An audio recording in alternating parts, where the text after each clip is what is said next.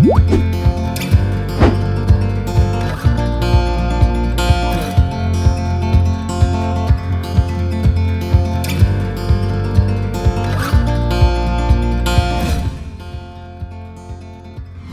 ngomong kok tahun depan mau nikah. Iya, di TV ngomong katanya. Dan dia ngomong, ya tahun depan. Sampai jadi satu pernah acara si Bilar itu nanya ke gue di belakang panggung, kalau bahasa Sundanya gue mau nikah tahun depan apa? Abdi bade nikah tahun payun. Diapalin sama dia, kira gue mau apa? Di panggung tiba-tiba ngomong Abdi bade nikah tahun payun. Lesti langsung, ya Lesti jangan GR, belum tentu sama lo. Nggak ada. Ya kita doakan saja yang terbaik. Mudah-mudahan benar. Jadi dua-duanya itu tampak seperti sudah niat dan siap untuk menjalin hubungan lebih serius. Tampaknya seperti itu. Tapi kan kembali ke jodoh, rahasia Tuhan kan, rahasia Allah. Jadi mereka menjalani, kita doakan yang terbaik saja. Misal tidak berjodoh, ya udah hubungan mereka mudah-mudahan tetap baik. Tapi kalau misal berjodoh, ya banyak orang, apalagi emak-emak yang sangat senang. Jadi kenapa gue sebut emak-emak? Banyak sekali ibunya temen gue sengaja nelpon gue, cuma nanya, Lesti sama Bilar beneran gak? Kan gila. Iya gitu, emak-emak tuh kayak gue. Keponya tinggi. Ini udah November loh, Desember, Januari udah tahun depan. Semua orang juga pengen berharap nikah, karena nikah itu ibadah kan, harus disegerain. Cuma kan kita juga kenal belum 3 bulan, gitu. Pemantapan dulu kan, deket, kita kenal satu sama lain. Karena kan kita berharap nikah itu sekali seumur hidup, dan emang harus benar-benar mematangkan secara pemikiran, secara akhlak. Dan ya walaupun nanti kita bisa sama-sama belajar sih, cuma kalau saya pribadi masih tergolong cepat untuk memikirkan untuk nikah. Cuma niat sih pasti ada untuk ke arah sana. Kalau gitu menikah dia nggak minta muluk-muluk sih ya. Kan dari dulu juga, apalagi ya keadaan sekarang kayak gini. Kalaupun misalnya ya menikah ya nggak mungkin ya minta yang aneh-aneh ya, yang penting masalah aja menurut agama, menurut penjara. Yang penting istilahnya yang penting kan ya sah aja, bukan kita yang memastikan. Kita nggak bisa memastikan, walaupun kita udah tunangan, kita udah jadian gimana pun, kalau misalnya nggak ada jodoh kan tetap aja suatu. Kalau waktunya bisa ya tetap bisa, nggak bisa jangankan yang baru pacaran, yang udah nikah pun bisa pisah. Doain aja, pokoknya kalau yang baik-baik mah Dede mah aminin aja, amin ya Allah. Nah aku belum tahu tuh. Pokoknya kita semua di sini warganet kan pada suka, pada seneng kalau Lesti sama Bilar bahagia. Pokoknya doain aja terbaik buat mereka.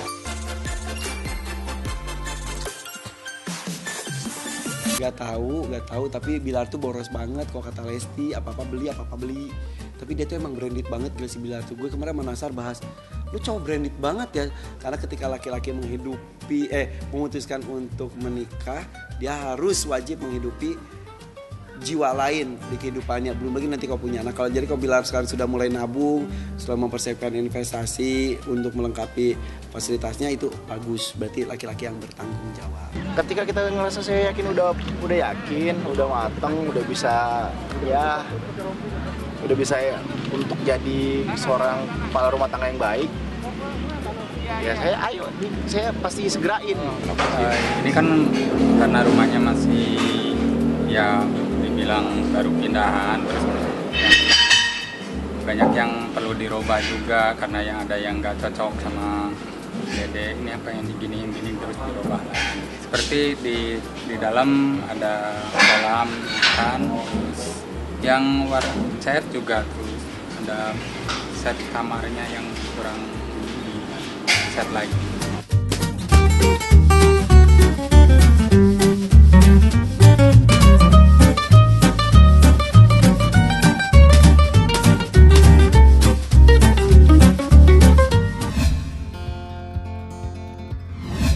Kenalnya udah sekitar 18 tahun lalu.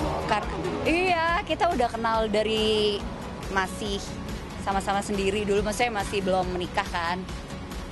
Terus itu iklan bareng. Terus kaget aku soalnya nih. Iklan bareng, terus itu pernah sinetron juga bareng, cuman memang waktu itu aku nggak terlalu lama di sinetron itu karena ada proyek yang lain. Tapi ya gitu, kalau ketemu cuman hai bye, udah biasa aja gitu. Jadi emang baru ngobrolnya baru-baru ini sih, baru kayak sekitar 3-4 bulanan. Aku tuh nggak nyangka, maksudnya ya aku pikir ya kita deket aja, apalagi kan kita bukan anak muda lagi yang kayak yang lagi rame gitu kan. Jadi ya biasa aja, ternyata banyak banget kayak temen-temen follower segala macam tuh yang banyak doain kita, terus dukung kita gitu. Ya alhamdulillah sih. Kenal Ririn udah dari tahun 2002. Udah 18 tahun yang lalu sebenarnya. Pokoknya doain aja yang terbaik buat kita, mudah-mudahan kita bisa berbuat baik untuk orang-orang di sekeliling kita. Yang paling penting adalah gimana caranya dia bisa menerima background aku, terus itu ya itu sih yang paling penting, tanggung jawab. Agak nekat juga kali ya, karena dengan cerita aku yang kemarin-kemarin kan kayak kalau orang nggak nekat juga kayak nggak berani buat deketin aku deh. Oke, keren dia, keren kamu.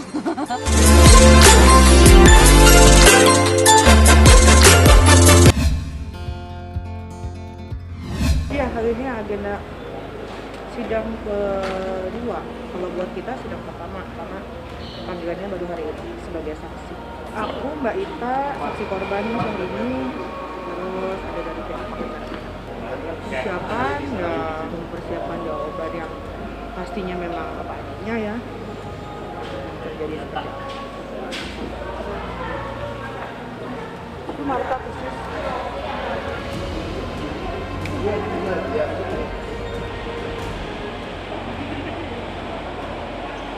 Ayo jaga jarak soalnya teh. Di tengah teh, di tengah teh. Ayo yang masuk dong. Di tengah teh. Hari ini saya menghadiri persidangan terhadap terdakwa yang dilaporkan bulan Mei lalu yang langsung ditangkap oleh Polda Metro Jaya, dan laporannya adalah mengenai postingan-postingan di akun Instagram dan ininya 99 sama Rumpi Manja official ya. Hari ini persidangan dipertemukan dengan terdakwa tetapi pakai Zoom meeting. Karena sedang pandemi, jadi semuanya memakai virtual. Saya tadi melihat langsung terdakwa seperti apa, karena selama ini saya hanya lihat di televisi waktu dia tertangkap. Jadi hari ini saya mengikuti proses persidangan, proses hukum yang sedang berlanjut, karena yang sedang berlangsung, karena setelah ini mungkin akan langsung mudah-mudahan langsung divonis berapa tahun penjara, karena ancaman hukumannya 12 tahun penjara. Iya, hari ini sebetulnya menghadiri persidangan yang pertama sudah berjalan. Jadi yang kedua ini harus aku hadir. Jadi aku hadir pemirsa sebagai saksi korban, karena bulan Mei lalu suami dan Rani memutuskan untuk menindaklanjuti akun penyebar fitnah, akun gibah, yang setiap harinya itu ternyata akun ini dibuat dari mulai aku menikah. Mama mertua, Rani, keluarga semua.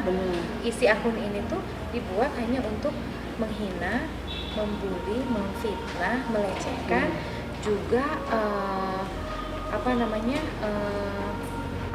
merekayasa segala sesuatunya, membantu kita setiap hari untuk untuk keperluan ya, makan juga, endorsement, sekalian menjatuhkan harga diri, martabat dan segala macam.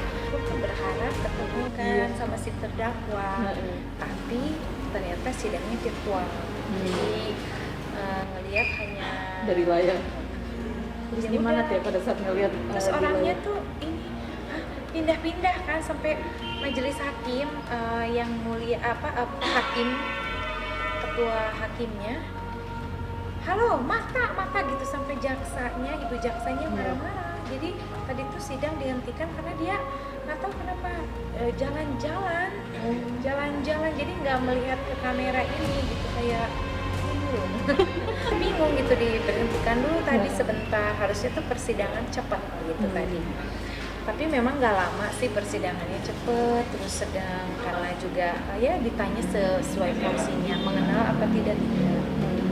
Hanya tahu ketika dia diciduk dan ditangkap, oh ini ternyata pelakunya penjual toko kelontong di Kediri gitu ya. Saat itu juga pemirsa barangkali ingat ya kejadian Mei waktu bulan puasa. Persidangannya cukup lancar tadi karena setelah dipertanyakan terkait kronologi, telah kami jawab semuanya, bukti-bukti juga semuanya diperlihatkan di persidangan. Bahkan terdakwa sendiri mengakui bahwa dia memang yang memposting hal-hal tersebut. Sampai tahap persidangan ini mungkin kita nanti akan melihat aja prosesnya sampai nanti divonis oleh majelis hakim gitu. Harapannya ya supaya nanti terdakwanya belajarlah, jangan sampai membuat hal-hal seperti ini lagi terulang kembali karena memang sangat-sangat merugikan dari korban di hari ini. Dan ada 2 tersangka lagi yang sedang akan menuju proses peradilan di Pengadilan Jakarta Selatan juga. 2 tersangka ini yaitu penyanyi dangdut dan satunya yang mengedarkan konten fitnah itu yang ditujukan kepada saya. Terus juga fitnah-fitnah itu kan sudah berkarat sebetulnya dari mulai saya meniti karir dari awal tahun 2008. Seumpama saya booming lagu atau dari kinerja kerja saya sebagai pekerja seni, selalu ada gosip-gosip miring kayak melak, walaupun dibilang ada berapa sih namanya Inces Iya, dia kan di Indonesia, bagaimana dia mendenial ini semua. Tapi barangkali proses hukumnya terus berjalan, nanti silahkan bicara aja di pengadilan. Karena bapak-bapak hakim akan mengadili seadil-adilnya, seperti itu. Ya, kalau nanti harus ketemu di persidangan ya silakan, tidak apa-apa. Alhamdulillah, jadi ketemu apa maksudnya gitu ya. Berbicara roadshow di berbagai media, di televisi, sepertinya senang sekali gitu ya. Melecehkan orang, memfitnah orang gitu ya, mengarang-arang cerita di media, walaupun katanya itu bukan buat saya. Ya silakan aja nanti dibuktikan gitu. Nah ini dikerucutkan oleh orang ini seolah-olah saya ini dicitrakan bahwa benar seperti yang dia bilang. Pokoknya isinya adalah mengarang-arang cerita, menfitnah, mencemarkan nama baik saya, dan kita juga bukan menutup telinga dan mata ya. Ada beberapa artis juga yang selalu menyampaikan, iya kata yang sedang jadi tersangka ini, dia bilangnya begini. Bang Hotman sendiri sebagai lawyer yang akan menangani kasus ini besok, dia pun di acara gue bilangnya gini, wah parah sekali katanya gitu. Jadi Bang Hotman sendiri pun mengetahui kalau merasa tidak bersalah, Tidak mungkin diproses. Kalau merasa diri paling benar terus, ya silahkan aja dipertanggungjawabkan pembicaraannya, omongannya di persidangan nanti gitu ya. Jadi aku sih tidak bisa berkomentar apa-apa sekarang. Jadi mengikuti aja apa yang proses yang ada hari ini. Kalau aku dipanggil sebagai saksi nanti aku bersiaga kayak hari ini. Kita melaporkan dari 2019 sebenarnya yang laporan aku ke kasus yang penyanyi dangdut itu sama media yang memposting video itu juga kita serius gitu. Tapi kan prosesnya pemirsa tahu sendiri ya, kita pelaporan tuh Mei, baru persidangan hari ini, which is itu 7 bulan. Jadi memang prosesnya panjang. Kita buktikan aja di pengadilan seperti apa Inces yang mana, kalau banyak yang mana, yang menikah yang mana, misalkan gitu kan. Nanti kita buktikan aja semuanya di pengadilan seperti apa. Sekarang kan insya Allah ya, kita semua mempercayakan kepada para tim kuasa hukum yang sedang bekerja keras untuk membuktikan semua apa yang sudah dilakukan. Bukan merasa Lia punya lawyer terus Lia nggak khawatir, enggak, karena memang dari awal nggak ada niat ke situ. Jadi kalau memang suatu saat itu Lia harus berhadapan langsung sama pelapor, iya nggak apa-apa gitu loh, nggak akan menjatuhkan harga diri Lia gitu. Ketemu juga nggak apa-apa ya. Masyarakat sebenarnya banyak masyarakat juga yang support Lia kok. Sebelum ini juga banyak yang nyindir, biasa aja. Aku sih ngerasa gini aja karena aku nggak ngerasa mau menyerang harkat dan martabat seseorang, nggak ngerasa bikin story yang sengaja biar diliput. Ya aku santai aja, kalau dinyinyirin mah nggak apa-apa. Saya no comment, biar aja, ya kan. Yang terbaik kita lakukan saja, siapapun dia, saya nggak peduli. Di dunia ini isinya cuma orang yang suka, mana suka lebih banyak, dominan, orang nggak suka. Karena apa? Karena iri hati. Dan mereka nggak pernah punya kesempatan. Ya kan? Ya. Kan orang yang lain yang tahu kita kan yang bisa nilai. Wajar. Jadi amatre pun dalam arti kata positif apa negatif. Nggak ditanggapi. Ada tindakan nggak Kang? Atau mungkin udah cerita Kang? Ada. Kalau para Kalinya senyumin aja lah, udah ya.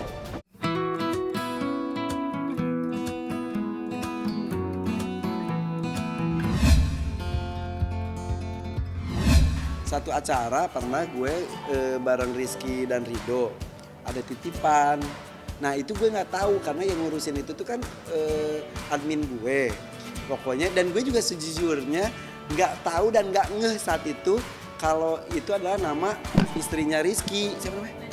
Nadia siapa? Nadia Mustika. Aslinya kan Nadia Mustika Rahayu kan.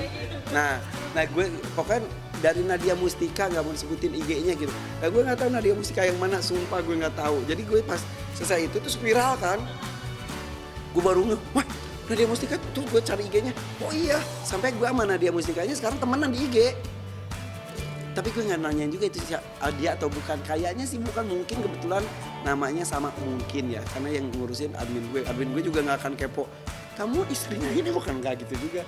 Pokoknya yang ngirim adalah Nadia Mustika, tidak mau disebutkan IG-nya. Gitu. Gue pas saat itu nganggapnya ya kiriman dari fans-fans yang lainnya seperti yang ngasih ke Lesti, ke Bilar, ke Putri, ke Randa, kemana-mana gitu. Jadi ketika ada yang itu gue polos banget. Ini dari ini nggak mau di IG-nya. Dan Rizky Ridonya pun reaksinya biasa banget juga. Oh iya terima kasih ya. Mungkin mereka juga nggak ngeh mungkin. Pas udah jadi berita baru, iya bener ya. Mereka nggak ngeh juga. Iya mungkin karena saat itu juga ya udah kita biasa aja. Pas jadi berita, wah, oh iya ya. Pasti mungkin Rizky Rido juga. Oh iya itu istri gue ya. Tapi ya gue kaget terus gue juga yakin pasti Rizky Rido juga kaget karena reaksi ketika disebutin tuh dia santai banget. Kalau memang misal dia ada gitu-gitunya nih santai, jadi kita semuanya beneran gitu aja. Alhamdulillah dia selalu baik, kita emang masih baik-baik aja kok Kak, nggak pernah apa-apa kan, karena kita juga nggak pernah menyampaikan apa ya, Iki nggak pernah mengklarifikasi, Nadia juga nggak pernah klarifikasi, orang kita baik-baik aja kok gitu. Karena emang kebetulan Nadia ngeberesin dulu kuliah sampai beres gitu, sampai tuntas, ya Iki juga di sana kerja. Iya, alhamdulillah baik-baik aja gitu. Sebenarnya baik-baik aja beneran, karena digoreng-goreng mateng jadi gosong nih guys. Nggak bisa dimakan jadi. Terkadang orang-orang nggak tahu nih yang suka, aduh lebih mulutnya nih. Nggak bisa kita tutup juga, tapi ya udahlah diam aja lah, udah cukup.